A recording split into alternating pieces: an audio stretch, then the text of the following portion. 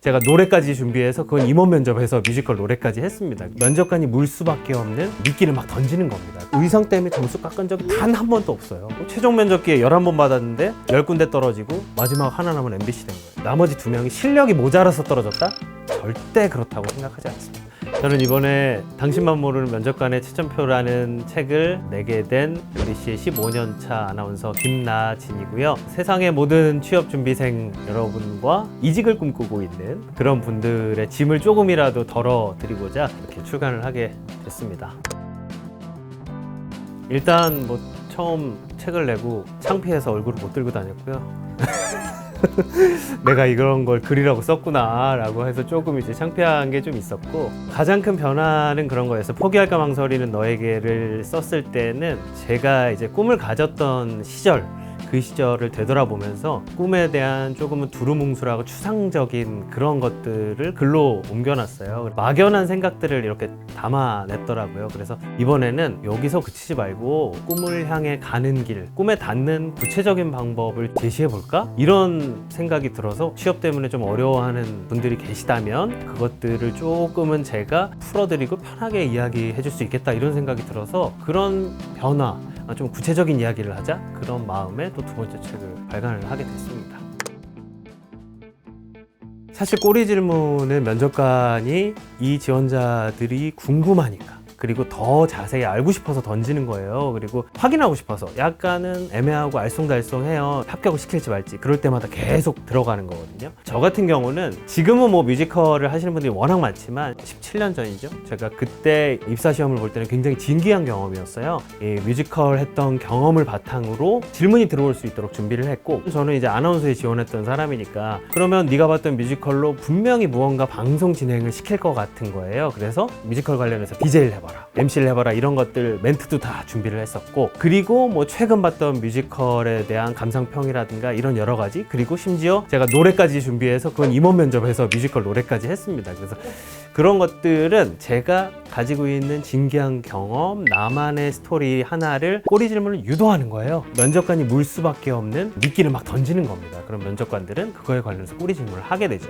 그리고 또 하나 제가 책에서도 언급한 내용은 꼬리 질문에 꼬리 질문에 꼬리 질문까지 다 준비를 하는 거예요. 제가 특정 대답을 하나 하죠? 그럼 그거에 대한 꼬리 질문 3개를 준비하고, 그 대답에다가 또 거기서 나올 수 있는 꼬리 질문 3개씩을, 서너 개씩을 또 준비해요. 그러면 한 10개 정도의 꼬리 질문이 나오잖아요. 그걸 다 준비하면 어떤 질문이 나와도 다 대답하고 있는 나를 발견합니다. 꼬리 질문을 준비하는 거는 정말 면접의 성패를 가르는 가장 중요한 요소 중에 하나예요. 시험 1등 하셨던데? 아, 그거는 이제 필기시험만. 필기시험? 필기시험만 1등했어요. 그래?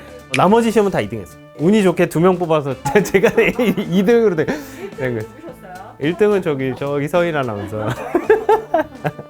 둘이 잘 다니고 있어요. 그래서 1등만 합격하는 게 아니에요. 그럼요. 2등도 얼마든지 합격할 수 있습니다. 재밌는 얘기 나오더라고요. 어떤 거요? 옷을 입고 온 제이 아나운서. 전설이죠. 아나운서 할 마음도 없었고, 그냥 시험이나 한번 볼까? 당연히 정장도 준비가 안 돼 있었죠. 그렇기 때문에 친형한테 얻은 안 맞는 정장을 입고 이렇게 가서 굉장히 생글생글하게 웃으면서 아주 좋은 인상으로 풍겼던 제이 아나운서가 있습니다. 당시 이제 손석희 아나운서의 눈에 들었던, 우와? 다들 쫙 빼입고 온 면접장 한가운데 잘 맞지도 않아 보이는 그런 옷을 입고 와서 높은 인품적인 모습을 많이 보여줬고, 실력을 보여주니까 그게 바로 손석희 아나운서 눈에 띈 거죠. 그러면서 재학생 시절에 그냥 한 번에 합격을 해버리게 된 아나운서국의 전설입니다. 그래서 사실 의상에 대한 너무 많은 이야기들이 있어서 스트레스를 많이 받는 분들이 계세요. 그래서 제가 추천드리는 건 나의 베스트 의상 하나를 준비해 놓고 신경을 꺼라!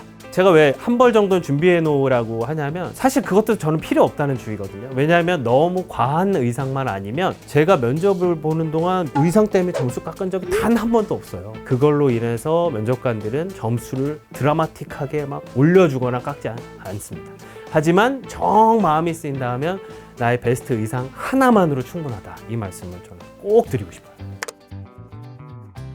취업 준비생들이 가장 어려워하는 것 중에 하나가 바로 멘탈 관리예요. 저도 그랬고 서류 100군데 넘게 떨어져서 30군데 정도 면접 기회 받으니까 그 중에 또 한 20곳 정도는 떨어졌고 최종 면접 기회 11번 받았는데 10군데 떨어지고 마지막 하나 남은 MBC 된 거예요. 그럼 과연 그동안 멘탈을 어떻게 관리를 해야 되느냐라는 거에 부딪히게 되죠. 요즘 손흥민 선수도 인기 많고 축구에 비유해서 그거를 표현을 했는데요. 수비수의 마인드가 아닌 공격수의 마음으로 임해라. 수비수는 90분 동안 축구하는 동안에 계속 잘 막다가 마지막 90분 휘슬 올리기 직전에 한 번 실수로 골을 허용하면 이 선수는 패배의 원인이 되는, 그리고 다른 사람들이 지탄을 하고 비판하는 그런 수비수가 돼요. 되게 안타깝죠. 89분 내내 잘했는데. 근데 공격수는 그렇지 않아요. 89분 내내 헛발질하고 골대 저 위로 날려보내고 그러다가 휘슬 올리기 직전에 딱 한 번만 골을 성공시켜서 팀을 승리로 이끌잖아요. 이 선수는 영웅이 됩니다. 취업은 내가 원하는 회사 하나에 합격을 하는 것이 목표예요. 10군데, 20군데 합격하는 게 목표가 절대 아니라는 거죠. 그러면 떨어지는 것은 당연한 거예요. 잔디 위에서 수없이 넘어지고 나뒹굴고 해야만 꿈으로 가까이 갈 수가 있습니다. 그래서 그 넘어지는 과정은 당연한 거예요. 그래서 제가 늘 하는 말이 있거든요. 탈락, 불합격, 거절, 이 3종 세트는 인생의 입장료입니다. 늘 우리가 가지고 가야 돼요. 이것이 마주해서는 안 되는 것들이 아니에요. 정면으로 늘 마주하고 그 안을 자세히 들여다봐야 하는 그런 것들입니다. 그래서 여러분들은 수없이 89분 동안 넘어지세요. 그리고 마지막 휘슬 올리기 직전에 내가 꿈꾸는 그곳에 한 골만 성공시키면 됩니다. 이 공격수의 마음으로 취업을 계속 준비해 나가세요. 이 마음은 여러분을 흔들리지 않게 해줄 겁니다. 제가 워낙 실패하고 떨어지고 불합격 받고 그런 것들을 좀 많이 녹였어요. 저 사람도 저렇게 계속 떨어지고 실패하고 지금까지 오고 있구나. 남들이 어떻게 볼지 모르겠습니다만 뭐 이제 아나운서라는 직업 현직으로 있음에도 불구하고 지금도 계속 넘어지고 있거든요. 그래서 함께 넘어지면서 그 넘어짐을 계속 되돌아보면서 일어날 때는 근육이 조금 더 붙어서 수월하게 일어날 수 있게 그렇게 좀 이 책을 보셨으면 좋겠어요. 그래서 제가 이렇게 굿즈 하나를 만들었거든요. 나의 취업 일지라고 해서 정말 많은 시험을 치르게 되죠. 그거 하나 볼 때마다 하나씩만 성장하면 되거든요. 한쪽에는 이제 팁 자기소개서를 쓰는 절대적인 기준 하나 써놓고 여러분이 전형 하나를 마치고 꼭 뒤돌아봐야 되는 거. 일시 해당 기업 인성 면접이었는지 뭐 3차 면접이었는지를 쓰고 6가지 질문을 꼭 한번 기록해 보시면 좋을 것 같아요. 이번 전형에서 가장 후회되는 순간, 만약에 내일 똑같은 기회가 주어진다면 나는 어떻게 할 것인가, 그리고 내가 이번 전형에서 가장 부족했다 느낀 점, 그걸 메우기 위해 필요한 건 무엇일까요? 그리고 하나 더, 나 스스로 자신감을 위해서 오늘 이거 하나만큼은 잘했다 하는 거, 그리고 앞으로의 다짐. 전형 갈 때마다 한 번씩 꼭 써서 이거를 다 채워보라는 의미에서 만들었는데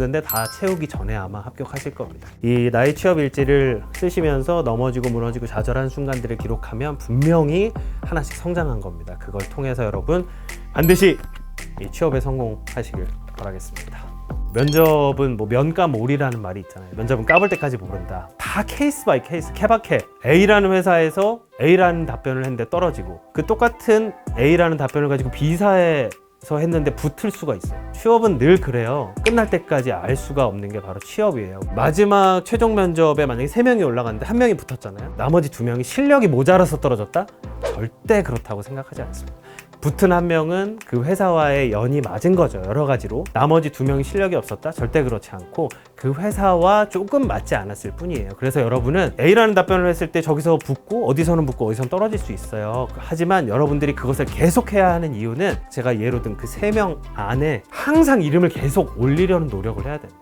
그래야 내가 실력을 가지고 후보군에 들었을 때 언젠가는 회사와 만날 수 있어요. 내가 지원할 꿈의 장소에 가보자.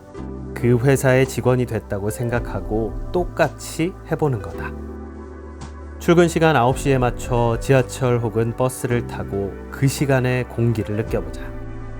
역에서 내려 사옥까지 향하는 출근길의 분위기를 마셔보자. 도착 후 회사로 들어가는 사람들의 발걸음이나 표정들을 잘 관찰하자.